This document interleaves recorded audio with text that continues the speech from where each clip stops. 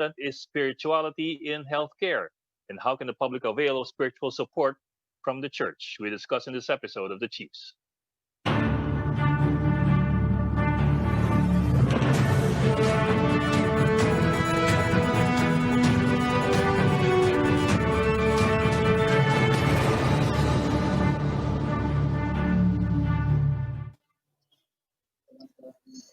And welcome to this Thursday edition of The Chiefs. Of course, again with us are Lucy Cruz Valdez, the head of News 5, and Robbie Hi. Alampay of One News from Reliance again, I suppose. Oo, dito pa rin.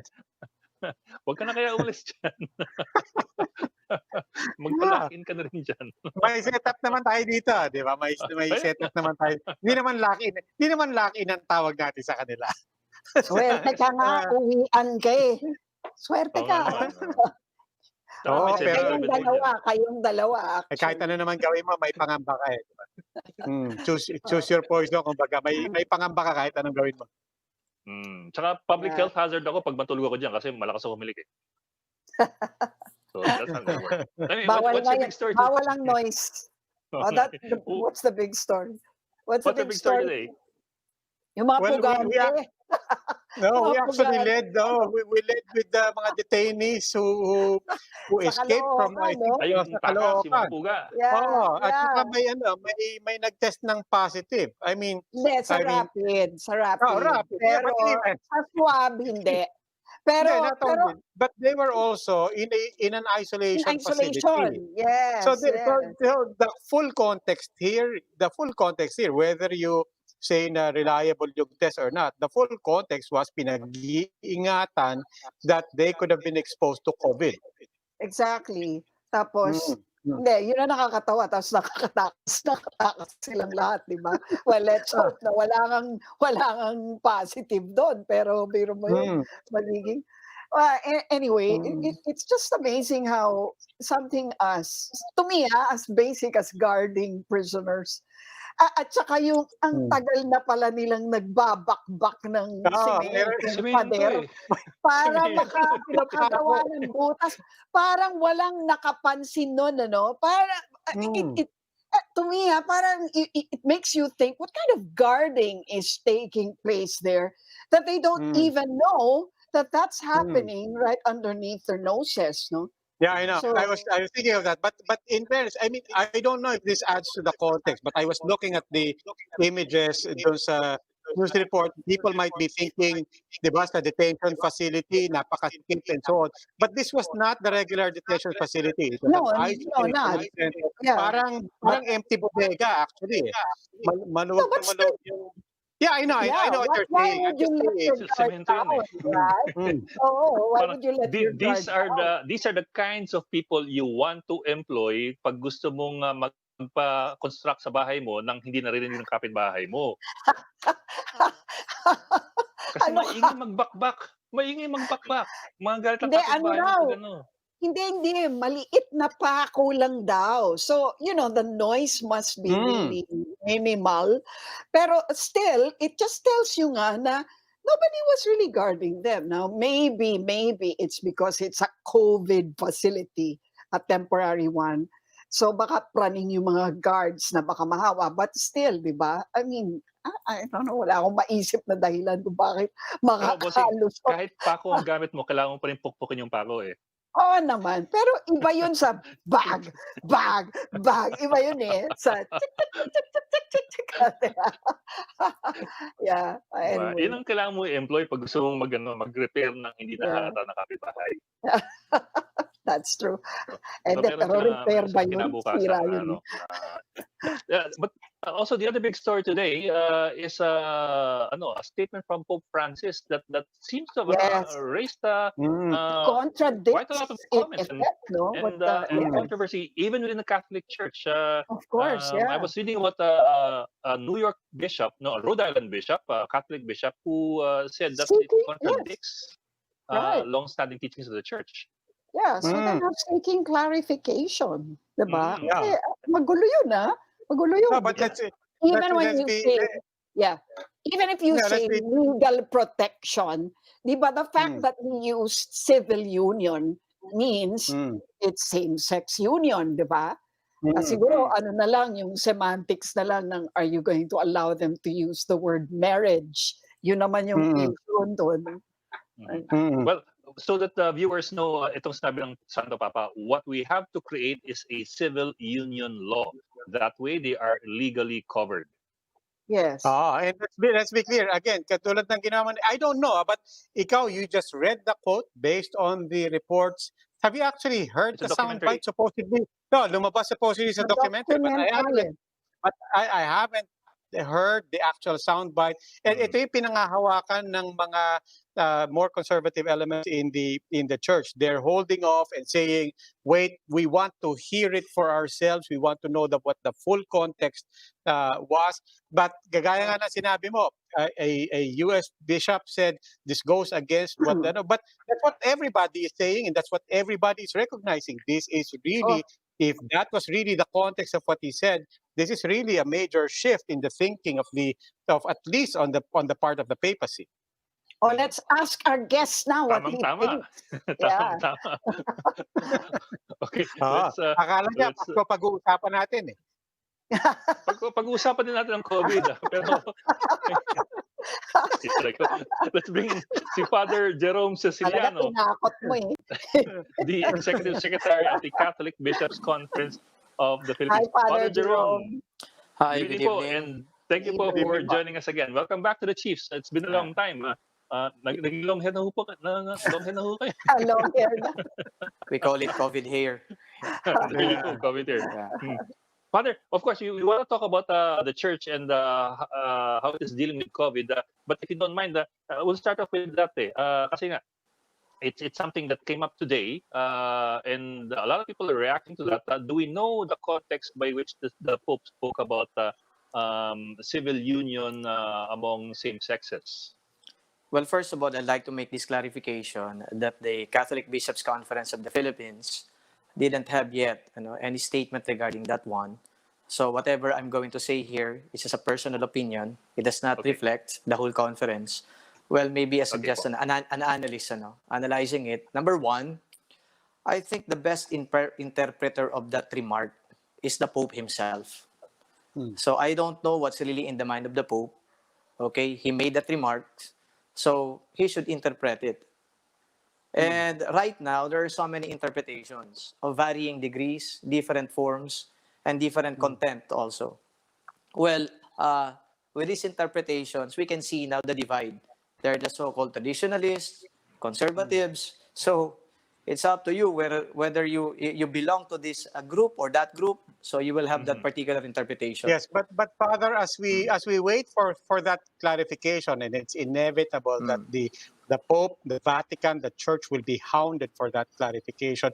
Explain to us how it works between the papacy on the one hand, the person and the authority, and the Catholic Church as a whole. Ano ba to? Kasi sa presidente sinasabi natin yan, di ba? Pagka sinabi ng presidente, policy na yan. How does it work between the papacy and the person and the entire Catholic Church? Well, And the cardinals and the bishops. Marami kasing distinction yan. Meron tayong tinatawag na magisterium, the official teaching of the church. At meron dalawang klase yan, yung tinatawag nating extraordinary magisterium. Yan kung merong synod o kung meron kayang ecumenical council na tinatawag kung saan ay tinitipon yung lahat ng mga obispo, mga cardinals, at iba pang mga representatives. Para pag-usapan kung ano yung mga issue at magiging direksyon ng simbahan. Much like the Second Vatican Council that happened in the 1960s. So doon sila ibabalangka sa mga policies. Kikita, maliwanag yan. And then of course, meron din naman tayong tinatawag na ordinary magisterium, the Pope speaking ex cathedra, bilang Santo Papa. At yan naman ay nakikita natin sa kanyang mga official documents, halimbawa mga encyclicals. Pero dito ang nakita ko, isang documentary at naging basihan nito ay yung pananaw din ng Santo Papa, personal niyang pananaw, nung siya ay arsobispo pa ng Argentina. At ito ay sinabi niya sa salitang Espanyol. And the word that was used was la ley convivencia civil. Yung convivencia kasi, kapag tinranslate mo yan sa English, sumalabas dito, coexistence. Hindi talaga yun. But of course, for some other people, they would always interpret that parehas na rin yun. Sabi nga nila semantics. Kaya doon ko sinasabi ngayon na let the Pope interpret his own remarks. Because if we're But going is to there, interpret, Okay, so I guess, paano Madam Law, pag ang is there such a thing? interpretation niya, what if his interpretation is precisely civil union as we understand it, no? Same sex. How does it come to a point of escalation where it will actually require a synod, for example, or a major, kumbaga sa government, a constitutional amendment of sorts, no? Paano yun? Paano nangyayari yun within the church? well, I'm going to answer a very hypothetical situation and I'm going to make clarifications regarding a very hypothetical situation also. Mahirap yon, pero okay, sabihin na lang natin for the sake of argument na ang talagang pinatutungkalan dito ay civil union. Of course, magkakaroon ng impact yan. Ang unang-una magiging impact niyan, syempre, yung mga advocates ng LGBT rights. So anong gagawin nila? Gagamitin nila siyempre ang sinabi ng Santo Papa. Ang Santo Papa nga, ganito na pananaw eh. Bakit kayo ayaw niyo pa? So that's I think the very practical way of putting it. And then of course, sa sinabi naman kasi ito ng Santo Papa, wala naman ito magiging impact din sa long-standing teaching ng simbahan. So it won't affect the doctrine of the church. The doctrine of the church remains the same. Kasi yung mga documents... No, but that's the question. How does that... I know it's ironic to talk about changing. I know it's ironic but talking about... Hindi po. Really? If I may continue, hindi po. Hindi po babaguhin yan. Kasi sabi ko nga, well-defined yan eh. So, hindi mo basta-basta... Hindi yan katulad ng Estado na kapag sinabi ng presidente, policy na yon. Whatever it is that comes out of the mouth of the president, that's a policy. Pero dito, may definition pa yan eh. So, hindi ganun kasimple na kapag sinabi ng Santo Papa, yun na yun.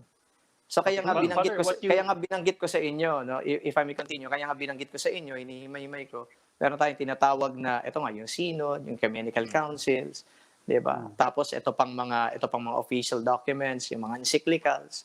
So, wala naman tayong ganun eh. If we're going to go back to those official documents, for example, the product of the Synod of Bishops, maybe 2 to 3 years ago or 4 years ago, Amoris Laetitia.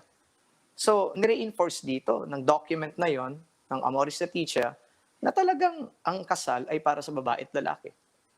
And of course, it was signed by the Pope.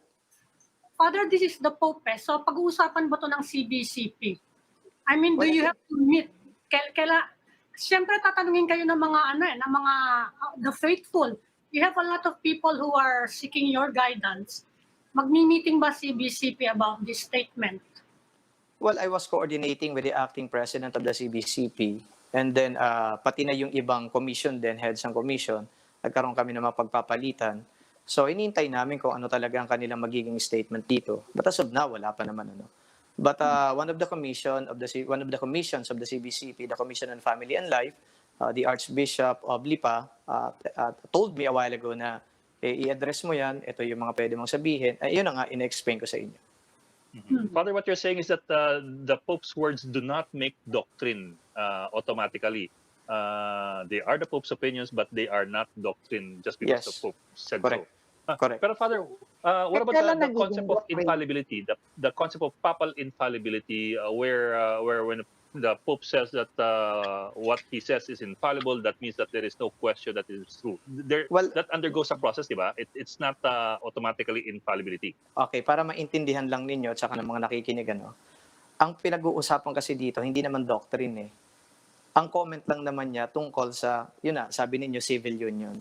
It's not actually a doctrine. Ang doktrina ng simbahan ay ganito, that marriage is between a man and a woman. That's a doctrine of the church. Now, when, for example, the Pope talks about, sabihin na natin, civil union, it was not actually a doctrine of the church. He was merely commenting on a very civil issue. So, walang doctrine doon, just to clarify that particular aspect of it. So, halimbawa, kapag sinabi ng Santo Papa that,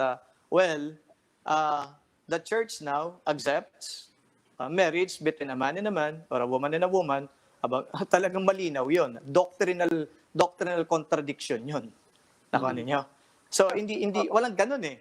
Kumaga, he was just commenting on a very specific issue. Sabihin na natin that that's a social issue, or maybe, gawin na natin social problem. And then, his opinion was asked. through that documentary. And so he blurted that opinion on a very particular social issue. So, Yun na nga. But Father, I yun mean, nga ang tanong namin hypothetically, what if a Pope, not necessarily Pope Francis, no? What if a Pope actually says, I really believe that we should change the doctrine and allow civil unions. What happens then? I told you already a while ago that it's going to have an impact on the public, especially the Yes, I know, legislators and the advocates. Of course, they're going to So- push for that. But the doctrines actually do not actually change.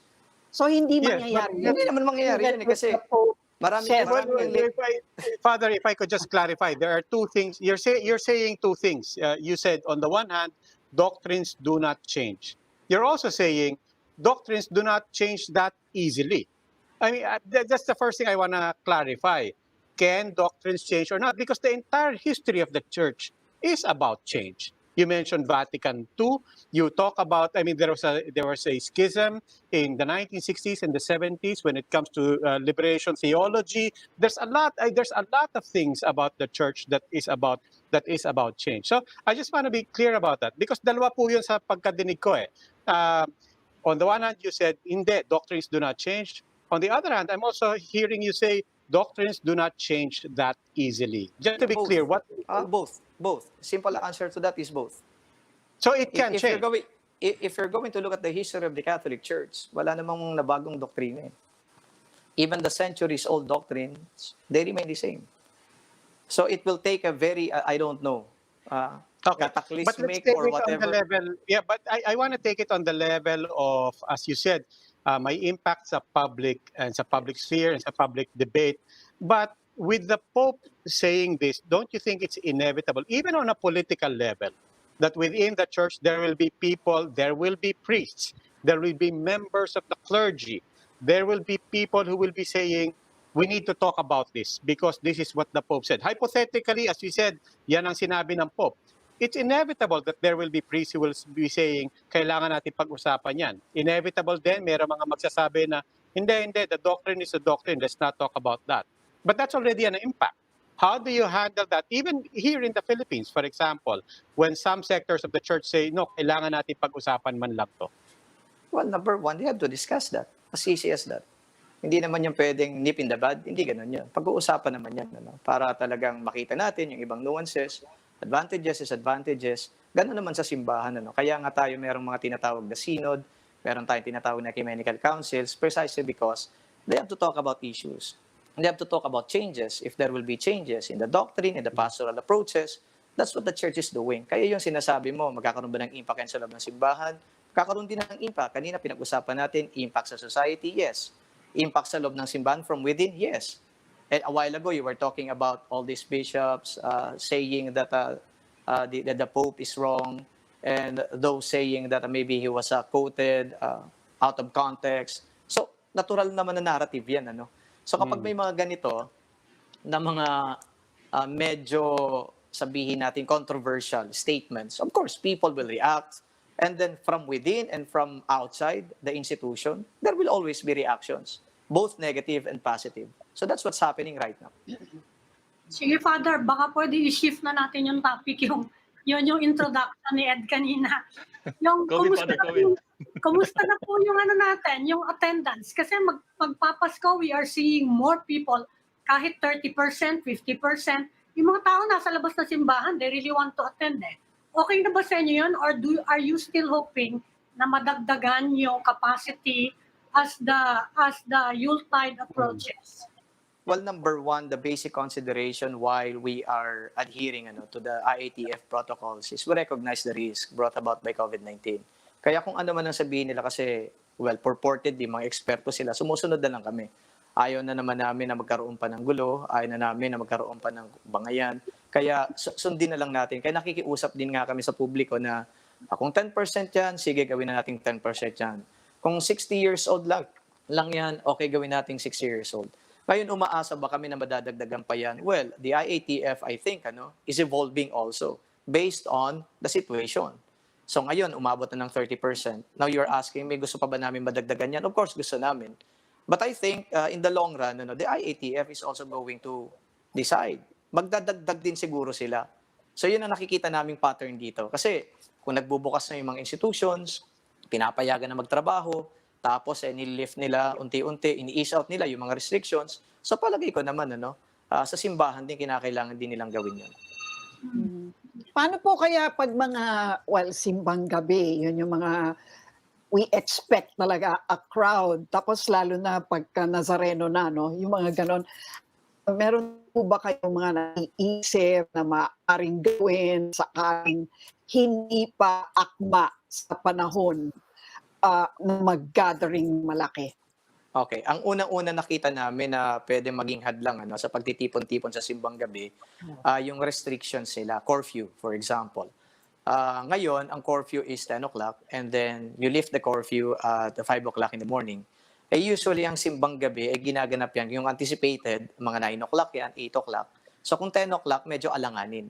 Yes. Pero gumawa na ng policy ngayon ng IATF. Sabi nila, okay, gawin na nating 12 midnight ang start ng curfew. And then pati naman yung pagtatapos ng curfew, 3 a.m. So basically, pasok na pasok. Ibig sabihin nito, pwede kami mag-anticipated mass starting 7 a.m. and then 9 a.m. So pwede pa silang makahabol dun sa curfew. And then we start naman yung dawn mass, mga 3 a.m. eksaktong-eksakto yan, and then 5 a.m. So ang tinitingnan namin dito dahil medyo restricted yung bilang ng pwedeng dumalo nito, so dagdagan na lang namin yung misa para maka-accommodate kami ng medyo marami-rami. So for example, again, hypothetical, halimbawa na-retain niya na 30%. So for each mass, we are going to accommodate 30% of the seating capacity. So kung halimbawa magkakaroon kami ng maybe 3 misa sa anticipated mass, so medyo marami-rami na rin yun. Tapos sa dawn mass mismo sa umaga, magdadagdag din kami. Halimbawa mag-start kami ng 3 a.m. and then 4:30 and then 5:30, 3 misa na kagad yun, mas marami kami ma-accommodate. So yun ang mga adjustments na ginagawa namin. Yes. Ginagawa nyo rin bang option yung, lalo na pag simbang gabi, nasa labas yung mga tao, 'di ba? Tapos doon nyo na lang, siguro doon na lang mag-social distancing. Is that allowed? Kasi usually naman may overflow yan 'di ba? Pag simbang gabi, punong-puno. So, papayagan ho ba kaya yung 30, kung ilan man yun, sa labas ng simbahan? Well, when I was invited to a meeting with the NTF, National Task Force, napag-usapan namin yun, papaano kung halimbawa na puno na yung 10%, 30%, sa labas na lang. Ang napag-usapan namin dito kahit sa labas, i-maintain nila yung physical distancing. That's why we are going to ask for the help of the barangay officials and other, maybe policemen, to maintain also the physical distancing outside. And having said that, dahil magkakaroon ng mga tao sa labas, maglalagay din kami dito ng audio, pati ng video, para sila nakakapag-participate din. And ngayon, nakita ninyo sa mga malalaking simbahan, just like Baclaran and Quiapo, you would see that there are many parishioners or churchgoers outside of the church because they cannot anymore be accommodated inside. So it just shows that the church is actually following protocols. Kaya bahala na rin yung nasa labas, yung police nga, yung barangay officials, to maintain the physical social distancing. Paano yung Nazareno, Father? Yan, well, regarding that one, I think a week ago, nakipagpulong na dito ang Archdiocese of Manila headed by Bishop Roderick Pabilio, the Apostolic Administrator, and the Director of Quiapo Church. Wala kasi ito sa jurisdiction ng CBCP. Ito ay under the jurisdiction power of governance ng Archdiocese of Manila, Archbishop of Manila, kaya sila yung nakikipag-ugnayan ngayon sa local government of Manila. And I think they were able to thresh out all the issues. At palagay ko, baka magkaroon pa sila ng mga meeting. At, practically speaking, I don't think it's going to be the same as before. Hindi naman natin makikita siguro yung milyon-milyon ng mga tao kasi hindi na mapapayagan niya ng IATF. Right. Yeah. Okay. Mahirap ang social distancing doon. Talaga. Okay. Maraming salamat, Father Jerome Secillano, Executive Secretary ng CBCP. Father, thank you for joining us tonight. Thank you, Father. Salamat po. Thank you. Welcome po. Thank you din. You're welcome. Okay, we will just pause for a break, so please stay with us.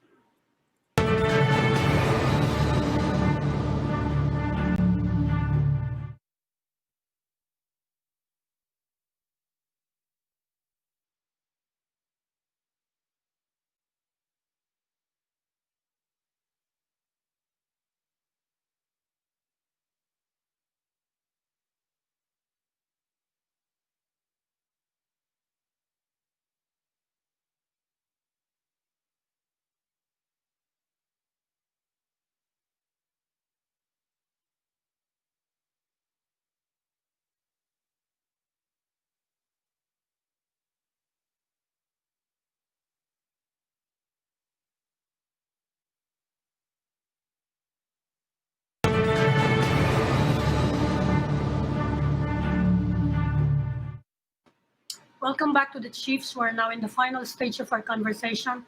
And I would like to welcome the Mayor of Manila, Isko Moreno. Mayor, good evening. Oy, nakamute kayo, Mayor. Mayor, nakamute kayo. Magandang gabi sa inyong Okay. apat at sa inyong Okay. mga manonood. Yorme, Hi, sir. kamusta kayo? Good evening po. Advance happy birthday. Oo nga pala. Advance po, advance. Happy Oo birthday. nga. May Sabado, utang no? kami sa inyo, Mayor. Pero tama-tama, Kailan po manyanita? Kailan na manyanita? Ala. ayaw may utang sa kanya eh. Ayaw may utang. May utang Log Oo to nga, lang, no? log to. Huwag kong paalala. Pinapaalala mo eh. Oo. Pero Mayor, tama-tama, magse-segue tayo from our previous guest, si Father Secillano. Nabanggit niya, and I think you had a meeting today with the Archbishop of Manila, the Apostolic, ano pala, hindi Archbishop, but Si the Monsi. Archdiocese of Manila, oo. Tungkol nga dito sa mga, because magpapasko nga, dumadami yung mga gustong mag-attend ng misa, and farther ahead, nandan yung Nazareno. Ano po yung napagkasunduan nyo kanina during the meeting? Well, one, yung sinabi ni Father kanina, totoo po yun, no? May naganap na pulong. Ako po mismo ay humingi ng oras with Bishop Abilio and some leaders of the church in the city of Manila, including sa ating parish sa Quiapo. Yun nga po, ang Maynila, at ito'y nireaffirm na rin ng IATF, so it goes to Metro Manila already, that our curfew were adjusted from dati 10 to 4, it became 12 to 4 for now. Then come December 1, magiging 12 to 3 a.m. No, para longer mass. I mean, maraming mass, may spread yung tao kasi tama yung concern nyo, no? Bukod sa nilakihan natin yung capacity sa loob ng simbahan, from 10% to 30%, baka mag-overflow pa rin dahil alam mo naman, ang kinakapitan na lang ng tao ngayon talaga ang pananampalataya. You know, we have to respect that, but at the same time, we can be, vigilant and put some level of discipline among ourselves and the government. So, 12 to 3. At yung meeting namin naman, sinabay na rin doon yung ating Santo Niño at saka Nazareno. Dalawa kasi malaki, no? Sa Manila. Santo Niño pa rin. Malaking event talaga yan. Ang Santo Niño, ang Tondo at Pandakan. At ang Poong Nazareno, ang Quiapo. The only difference between Santo Niño, kami-kami lang sa Maynila. Most of it, if not all, ang pupunta sa Pandakan at Tondo. Pero But marami pa rin. with regard to Nazareno, mga taga Metro Manila at some portion of Northern Luzon, o Central Luzon and Southern Luzon and the Eastern Board, no, will merge in Quezon Boulevard, no, in Quiapo. So millions of people will merge here. And I told them in the beginning, before the meeting, I had a few weeks ago, it's a no-no. If the situation of Manila today is January, kung ngayon yung sitwasyon, it's a no-no. Pagpaumanin na nila, patawarin na nila ako, hindi ko talaga mailalagay sa alanganin yung milyong-milyong tao. Still, we have about 5,000 in Metro Manila, no? As we speak today. So, delikado. And in fairness to them, no? One day agree already. Kanina, may basic na kaming agreement na kapag ganito ang sitwasyon sa Enero, ayan, ngayon pa lang po natanong about it, the meeting, about a few hours ago. So, it's a no-no. Now, we had a meeting today. Merong ibang mga suggestions or other ways, other means of celebrating. Online Nazareno, paano yan? Paano? Technology, some of it, technology will be adopted. Online? Hindi ko na masabi sa inyo muna yung specifics kasi we have to agree, no? Basta ang common denominator ngayon, so far, as of today, napag-agreean namin, wala. It's literally no. Mayor, it's one thing po to decide na walang parada, di ba? It's one thing to say na Pero what does that mean physically in terms of do you need to close off the area? Kasi I imagine marami pong mga deboto na kahit sabihin nyo na walang parada, nagbubukas din tayo ng ekonomiya. People are free to go out of their communities. Marami rin pong mga deboto, I can imagine, will go on their own volition kaya makita nila o hindi. So what exactly do we mean when we say na that's a no-no? What is important first? First things first. Kasi maraming problem pa after solving one. Walang parada. So, walang dadamba. Alam mo yun, walang milyon. Walang milyon kagad. Because there is no point to go to Quiapo no, on the said day kasi hindi naman talaga lalabas ang Nazareno. Tapos may adapt ang technology wherein the church will make Nazareno, kung Nazareno, closer to their home. No? That's one. No? And yung, with regard to your question, yes, it's really the next challenge. Will people stop? Still go? Will not come? The answer is, I don't think so. I think some, not all, the numbers that we are expecting, will continue to go. An experience namin yan, no? Last first Friday of October, nagkaroon kami ng challenge. Nakita na namin sabi namin, oh my God, first Friday pa lang to ng October. What more kung Nazareno? Nag-o-overflow talaga yung tao. So kanina, I spoke with the Colonel Giagi of Station 3 na buksan pa ng kaunti yung Villalobos. No? I-stretch pa natin kasi yung Plaza Miranda na dating yung nalalamang punong-puno ng vendor. Yeah. Wala na vendor yun. Wala na. Since day one, modesty aside, no? The plaza itself, the square. So doon namin nakalagay yung mga utaw. Ngayon, nung nadisiplina yun sa Plaza Miranda, nag-spill naman sa Quezon Boulevard. Dahil mas malapit sa pintuan ng simbahan. Nasa gilid. So sabi namin, pakisuyuan natin yung taong bayan, mag-spread na lang hanggang Hidalgo at saka Villalobos. Kasi there's another street. And yung Carriedo is zero vendor. No obstruction. It's mas malapad. Pero pag tinignan mo siya, you're still, ang North Star mo pa rin is yung Quiapo Church. So that can be utilized as an available space for those yung mga nagsasampalataya na doon pumunta. So those are the considerations. I cannot really guarantee if people will not come or come. But let me use this opportunity, no, this interview and your viewers, na please naman, ano lang mo tayo, konting tiisa lang. I think even Jesus, no, will understand no, na ayaw rin naman niya tayong malagay sa kapahamakan I mean, di ba? While it is true that we need to continue to practice such dahil sa, I think nowadays that's the anchor of hope ng mga tao.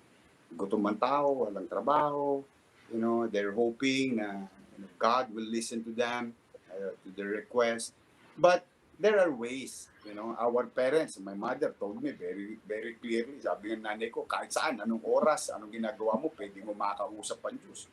Humingi ka ng tawad, humingi ka ng blessing, magpasalamat ka, kahit nasaan ka, pwede yan. Ba't may pagkakait sa sarili mo yan?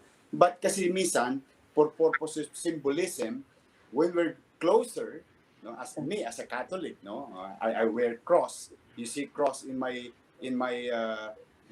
body because I want to be closer. And these are the symbol of, as a believer, na malapit sa Diyos. But there are also other ways. And I think this pandemic taught us very well may mga iba pa namang kaparaanan. And I hope they will listen to us. Yorme, kasi panata ang pinag-uusapan dyan. Yes, I know. Hindi yan ordinaryong pagsamba. Panata yan Kung namamatay nila, diba? Ganon yung mentality. Meron ako mga kilalang tao that for 30 years, they've been doing it every year. They sacrifice some physical, makita lang at magawa lang nila. But then again, I'll go back to the teaching of God. No, I'm no priest. Hindi ako religious, but also God told us to take care of ourselves the way we care for our brothers and sisters, di ba? Tinuturo rin naman yung kabutihang ganoon. Pangalagaan mo Actually- sarili mo, pag malasakitan mo ang kapwa mo. And I think God will be happier if we follow such thing, no? Ewan ko, I'm no really, hindi naman ako religious, but I pray every day, no? Actually, Father, marami rin akong yung kasalanan sa mundo. Mayor. Actually, Mayor, yung panata in principle is sacrifice eh. And I suppose if you're looking at panata sacrifice, this should be a kind of sacrifice so that you don't spread infection. But now, having raised that point, I just had an idea. What if, kasi, for example, for Undas, Undas, nagkasundo yung Metro Manila mayors na isara ang mga sementeryo for almost a week. No, 2 months. Sa amin, 2 months. 2 months ago, I called the attention of the people of Manila that I will close down and shut down the North Cemetery and South Cemetery. That's why we did it 2 months ago for the same reason. Millions of people. Kasi ito yung ano eh. Alam mo yung sa pamamahala, alam mo na yung kung saan ka magpe-fail. If you know where are you going to fail at wala ka na magagawa, anong pwede pang gawin ng mas maaga pa? Kaya ang ginawa namin, sa Undas na yan talaga. Di ba, about a month ago, nag-request ako ng... Binan mo na. No, talaga. Sabi ko, now, sinabihan ko kayo ng maaga, para maaga kayong makapunta kung gusto nyo pa rin puntahan. Then again, sabi ko, I think your loved ones, if they can only talk to you, they will say, don't go. There is danger. There is still COVID in Manila. And in Metro Manila. Otherwise, you will join them. Unless you want to join. Okay, but Mayor, speaking of COVID in Manila, no, sa Okta research, your attack rate is relatively good. Of course, gusto natin zero yan. But your attack rate is at 6%. Hospital occupancy, 43%. But let's put that into context kasi snapshot lang yan. Is it getting better? And what are the metrics that have you concerned at the same time optimistic? Well, one, let me be clear. There is still danger in Manila. So, again, let me use this program to remind everyone, those who will go to Manila, just be careful. Two, gaano kagrabe yung panganib, no? Well, one is dangerous. There is danger with one infection, but 500 is more dangerous. Kaya lang kami medyo nakakahinga ng kaunti, no? Katulad kanina, since day one, we've been building quarantine facilities. Kanina, yung pang-14 naming quarantine facility with 66 bed. As you have mentioned, we have 37% occupancy rate in our COVID bed capacity in our 6 hospital. And we only have about 63% with our quarantine facility at 582 today of active cases, 18,072, salamat sa Diyos, nakaligtas with 19,219 infection, and nakikiramay ako sa 565 na pamilya na talaga who succumb from this dreadful disease. And you're talking of 2.4 million Manileños, nighttime population. And at the most densest city in the region, maybe in the world per square kilometer. So we're grateful. I cannot say safe na. No. But it's being managed. The risks are being managed. So far, we continue to strengthen our approach in keeping our frontliners safe by acquiring more upscale products, no, that protects them and function properly. And the same manner with our equipment in our hospital. Lahat ng kilala mong brand na nagagamit sa pribadong ospital is in our public hospital, in the 6 hospitals, no? So relatively may challenge pa rin. Ayoko mag-relax eh. Kaya nga laging ang panawagan namin eh, huwag mag-relax. Mababa, yes, relatively, but there's still danger. Pero nagre-relax na nga ang buong Metro Manila, no? At parang hindi man sila Okay, tingnan nyo. Maganda yun, no? Maganda yun. Nagre-relax na ba kami? I just speak for ourselves, no, in the city. Kaya kami nag-o-open ng mga negosyo, kasi meron tayong susunod na problema. You know, with the recent surveys, there is so much involuntary hunger or hindi maiwasang kagutuman dahil maraming nawawala ng trabaho. And this will generate more problems. No, hindi pa natatapos tayo sa COVID or pandemic, then jobless, business are shutting down, and all other things. So 3 months ago, we created a policy that sabi ko, okay, we must learn how to live with COVID-19, then let's go back to work safely. Now, having said that, nagbubukas kami talaga. Nag-iikayat na kami magbukas. But, to reinforce our approach in opening, kung maalala ninyo, nag-offer kami ng free mass swab testing. Yes. Wherein, to protect you as consumer, when you go to the mall, the people who are serving in Manila, are being tested through gold standard testing. So we separate the healthy and the sick, so that there will be mapataas yung consumer confidence. And people can go back, go around and be responsible and safe, and hopefully safe. So it's free.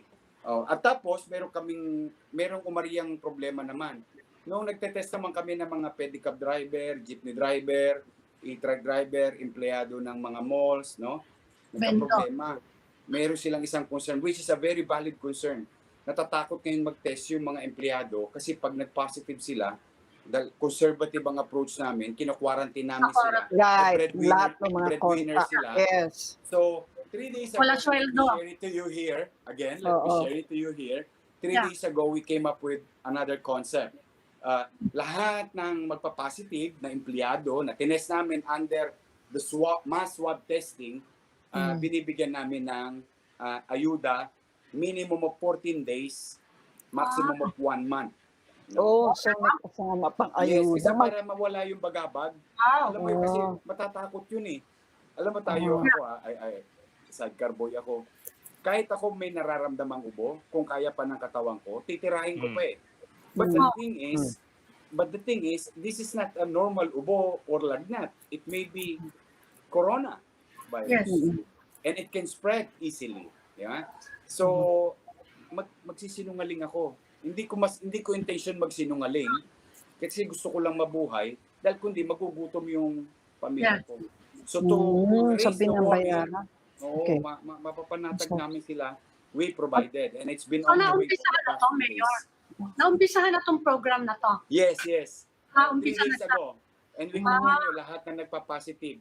Out of 5,000 plus, out of 5,000 plus na tinest namin na mga nagtatrabaho na sa transport, vendor namin sa palengke, sa mall, and kanina hotel na, pumunta na kami sa mga hotel, nag-umpisa na rin. We had about 250 positive. Wow. Ang galing ah. So magkano? I'll tell you, I won't mention the mall. I won't mention a mall. Can you imagine a guard turn out to be positive? And the guard is the front line of the mall. Yes. So if we didn't reinforce our effort to open the economy, then we will be facing ano ang tawag dyan? Vicious cycle. Perennial problem. Vicious cycle. So, we're very happy. It's something to worry, but we're very happy kasi yung mahanap namin sila as soon as possible is one thing. To take care of them, to give them ample care, health care in our quarantine is another thing. Now to address their family, the lives of their family. Ayuda pa. Yan naman na, in our own little way. Akap lang ba na akap? Sort of saying. Kumusta naman yung blended learning? Yung blended learning nyo? Kasi marami kami nakikitang picture in the city of Manila, na dahil napakarami niyan yung informal settlements. Yun yung pinakamarami talagang picture na yung mga estudyante nasa jeep, nasa ibabaw pa ng puntod, mga nicho. Nag-aaral yung mga bata, tinutulungan ng magulang. How is it coming along? Yung blended learning ninyo? Modesty aside, when Secretary Briones about 3 months ago came up with a policy about adapting to blended distant learning, the day after the announcement, I convened the school board. No? In that school board, I asked our Dr. Magdalena Lim, our DCS, no, to what do you mean by blended distant learning? Then naging ano yun nasabi, appliances and connectivity. Then immediately in the same day, we came up with about 950 million pesos, no, in the same day. Then yun ay initial trajectory YOY, no, year on year historical enrollment. But sabi ko, oy, intindihin natin, masama ang ekonomiya, baka yung mga nasa pribado mag-adapt papuntang pampubliko. Tingnan natin yung ratio na yun. So initially, dahil wala kaming data, sabi ko, let's spare about 5,000 students. Add 5,000 students. So we came up with 1 billion 100. But we end up with 1 billion 200 million plus. No? Now, ano yung laman noon? No? Ang goal talaga namin is, ang maximum goal namin is 3:1. No? 3:1 ratio. Ibig sabihin, 3 students in one household will have 1 appliances, which in this case, tablet. No? And all students, sorry anak, sorry anak ko. Sorry.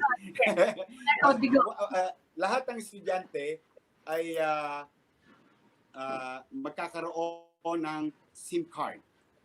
At bawat estudyante will have 10 gig per month. Wow. Yes. Yeah. Then 279,000 students have a SIM card with 10 gig every month will roll over. No? Then yung aming mga teachers, 10,300, we bought 11,000 laptops with packet Wi-Fi and bandwidth also with 10 gig with rollover. So as we speak today, our first goal of buying and acquiring 110,000 tablets is fully delivered sa awa ng Diyos. Wow. Then we have another 27,000 coming. Para alam mo yung 2.5:1, we're trying to Yes. maximize, alam mo yung, if there will be an opportunity to really extend a hand, that is yung mangyayari itong dulo ng buwan na ito. So far, our teachers will have an access to their students. Our students will have to share tablets, but all will have a connectivity. And sa awa naman ng Diyos, sa back-end, alam mo yung back-end, yung analytics, no, ng Globe, no? Nagagamit nila. Grabe, you'll be surprised. Can you imagine? Hundreds of thousands of students are acquiring the services on a particular hour. So we're happy na naitawid namin. No, maraming salamat sa kay Dr. Lim ng aming superintendent and to the DCS family, yung mga ibang member ng school board namin. We adapted to sum it up. It's not perfect, but modesty aside, I think the city of Manila, the city government of Manila is so far fully complied with the blended distant learning. So far. Mayor, interested ako dun sa sinabi nyo that on the back end, you get the data, you get the analytics also, nakikita nyo rin yung behavior ng mga tao. Maliban sa this technology allowing them to take part in this blended learning, anong nakikita nyo, anong insight ang nakita nyo on how technology can help and change the lives of our people? Are there any particular behaviors na nagulat kayo na bukod sa eskwelahan? May paminsan-minsan may nagpe-Facebook pa rin.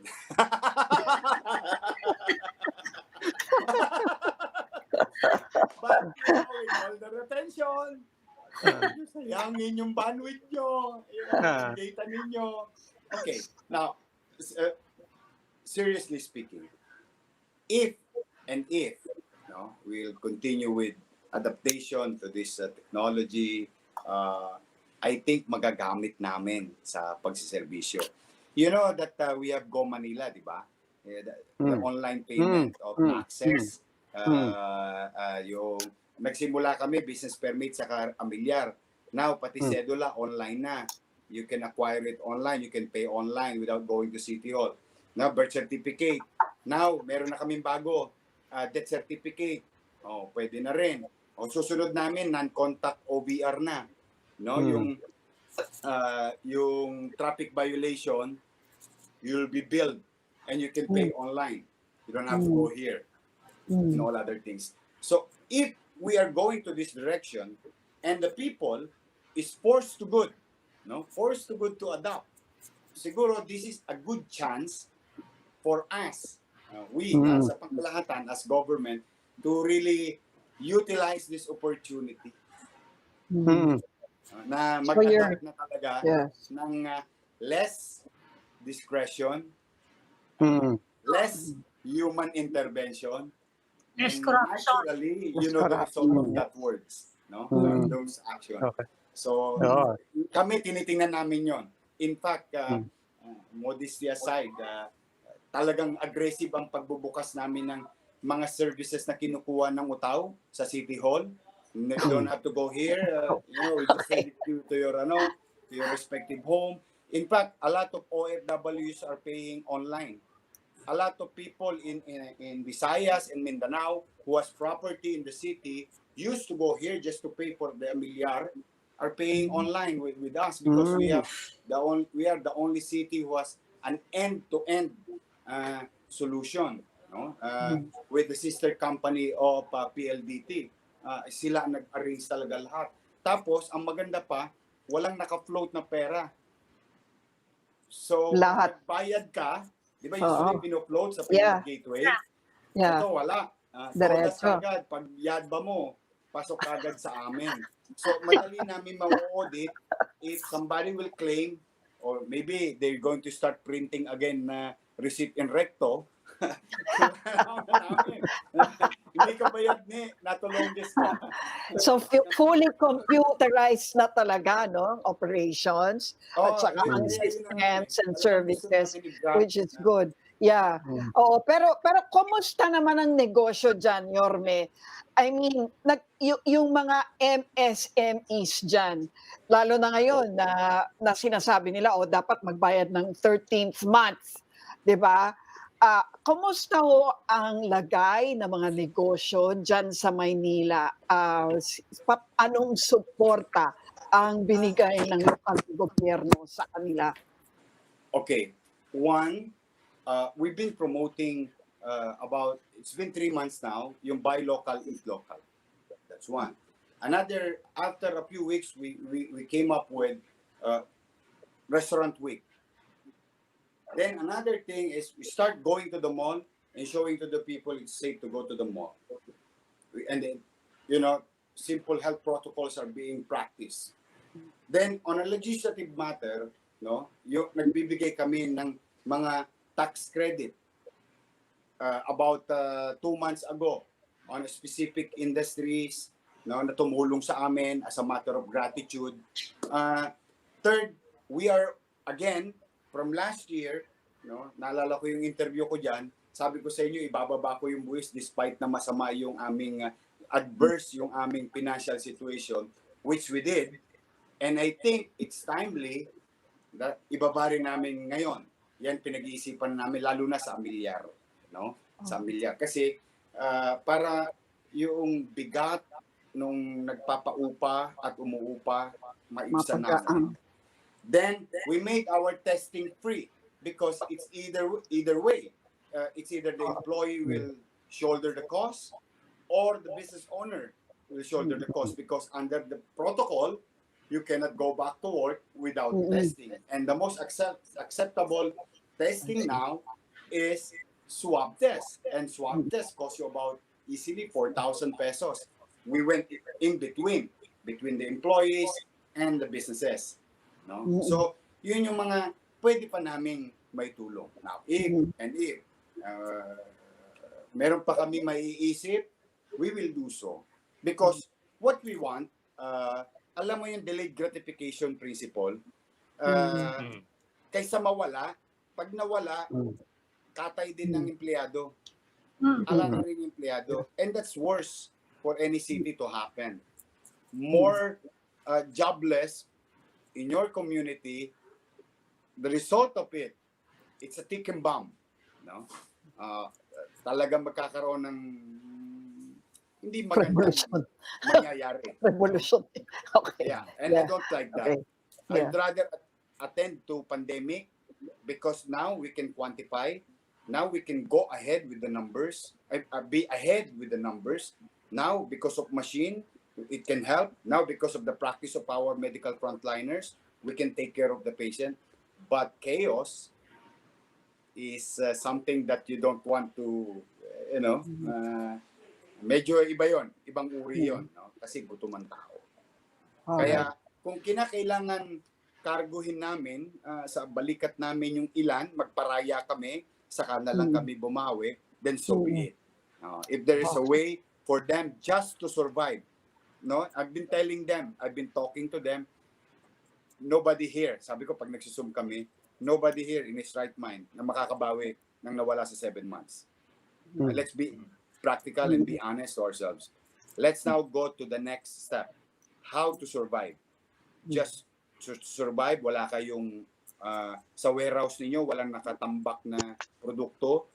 Meron kayong pampasweldo sa tao, nakabayad kayo ng kuryente, nakabayad kayo ng tubig, nakabayad kayo ng buwis, nakabayad kayo ng upa.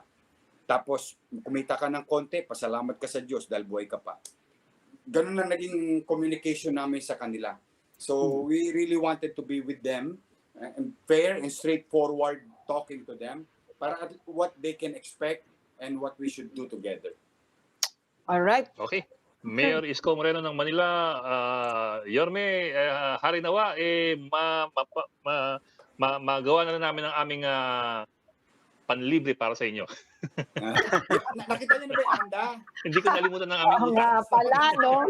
Anda, sir. Ganda. Oo nga eh. Minis na rin yung tapat ng star. Ang ganda-ganda. Ang ganda-ganda. Thank you. I made a promise to you, remember? Yeah. Commitment to you. Anong susunod na project doon? Meron pa ba?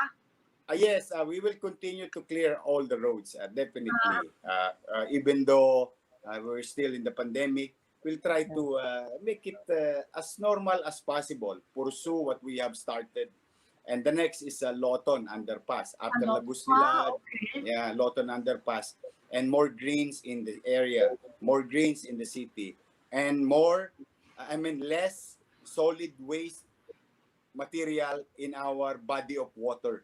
No? Yeah. Whether dagat, ilog, o creek. No? We will at sana magtagal ang Dolomite sa Manila Bay. O, yun na lang. Kuna-ending. Segue talaga, oh.